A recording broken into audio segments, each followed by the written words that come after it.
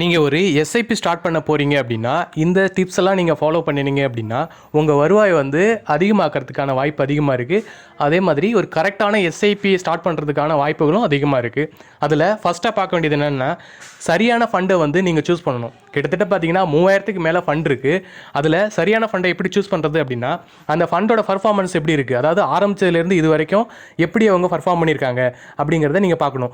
1 year, 2 years, 3 years இப்படின்னு நீங்கள் compare பண்ணி பார்க்கணும். கன்சிஸ்டண்ட்டாக க்ரோத் கொடுத்துருந்தாங்க அப்படின்னா அந்த ஃபண்டை நீங்கள் தாராளமாக சூஸ் பண்ணலாம். அதுக்கப்புறம் எக்ஸ்பென்ஸ் ரேஷியோ பாருங்கள். அடுத்தது எக்ஸிட் லோடும் நீங்கள் நோட் பண்ணிக்கோங்க. இது ரெண்டும் கம்மியாக இருந்ததுன்னா உங்கள் வருவாய் வந்து இழப்பு வந்து அதிகமாக இருக்காது.